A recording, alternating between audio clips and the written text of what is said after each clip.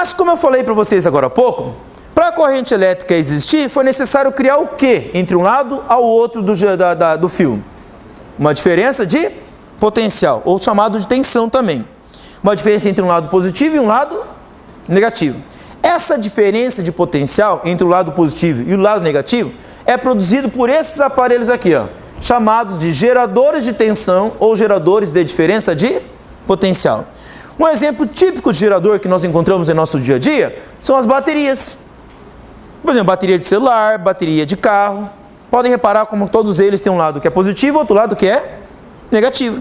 Ok? Os geradores de tensão ou geradores de diferença de potencial, eles têm em geral um lado que é positivo, com potencial mais alto então, e um lado negativo com potencial mais baixo. No caso da bateria de carro, essa diferença de potencial de um lado ao outro, em geral é de 12 volts. Uma pilha comum que você compra no mercado, em geral é de 1,5 volts.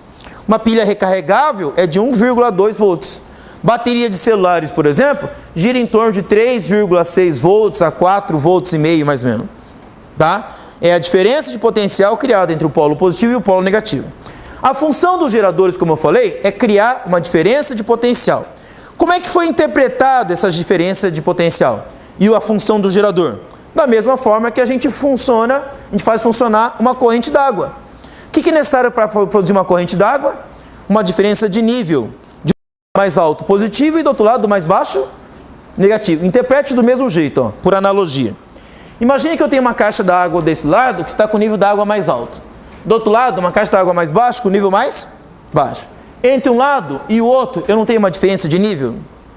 Essa diferença de nível, ligando uma caixa d'água a outra através de um cano, não produz um fluxo de água de uma caixa para outra? Essa corrente d'água vai de onde para onde? Do mais alto para o mais baixo. Isso é forçado ou é espontâneo? Essa água vai daqui para cá. É forçando ela ou é espontâneo? É espontâneo, exatamente. Vai do mais para o menos. Mas eu posso manter esse fluxo de água aqui de maneira contínua? A nunca acabar? Posso, desde que eu faça o seguinte. Eu mando essa água de volta lá para cima. Se a água que vem para a caixa d'água mais baixa, ela for devolvida para a caixa d'água mais alta, eu vou manter essa diferença de nível o tempo todo. Vou manter constante essa diferença de nível. E aí eu vou manter a água circulando pelo sistema o tempo todo. O que eu preciso para fazer essa água voltar lá para cima? O que eu preciso colocar aqui no meu sistema para fazer essa água voltar da parte mais baixa para a parte mais alta? Eu tenho que colocar uma bomba d'água. O que a bomba d'água faz? Ela manda a água da parte mais baixa para a parte mais alta. E aí eu mantenho a água circulando o tempo todo pelo circuito, certo? Já viram uns aparelhinhos que você compra nas lojas assim de artigo de presente? O pessoal coloca em cima da mesa, assim, utensílios de decoração, em que tem uma rodinha d'água, que fica caindo água em cima dela o tempo todo e ela fica girando? Aquela água está saindo lá de cima do nada? Sai do nada aquela água? Não. De onde ela vem? Ela vem de baixo. Mas como é que a água vem de baixo para cair lá em cima de novo? O que existe no circuito? Uma pequena bomba d'água, que manda água de volta. A água cai, a água lá de baixo manda de volta lá para cima, ela cai de novo e fica girando, certo? Então aquela bomba d'água ali, ela está mantendo o desnível de água entre a parte mais alta e a parte mais baixa. É o que acontece aqui. Essa bomba d'água, ela está desempenhando um papel de manter essa diferença de nível aqui e manter a água circulando aqui, certo? Então o gerador de tensão ou gerador de diferença de potencial, ele faz esse trabalho.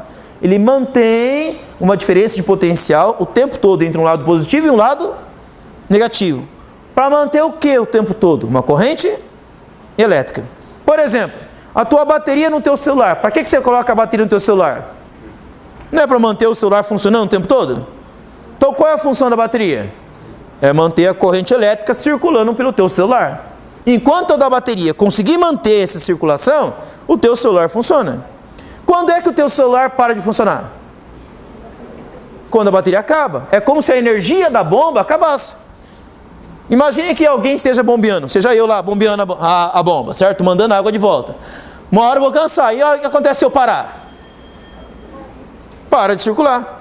Então a tua bateria para de alimentar o teu celular quando acaba a energia elétrica dela.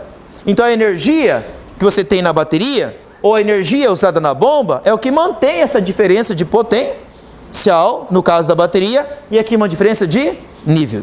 Tá aqui? Tá ok? Eu vou exemplificar vários tipos de baterias aqui, os geradores. Esse aqui é o símbolo utilizado para representar um gerador de tensão, o DDP, representando uma barra menor, um potencial negativo, e uma barra maior, um potencial positivo. Eu posso ter vários geradores, inclusive, ligados um no outro. Já viram aparelhos que usam mais do que uma pilha? Então, esse símbolo aqui, ó, várias baterias ligadas uma na outra. Ok? Tá? Um tipo de gerador que nós utilizamos aí para alimentar cidades, por exemplo, são geradores hidroelétricos, onde você utiliza a energia da água, transformando em energia elétrica. Essa energia elétrica abastece as nossas casas. O tempo todo o gerador aqui está mantendo uma diferença de potencial que alimenta a rede elétrica da casa. Tá ok? Tá?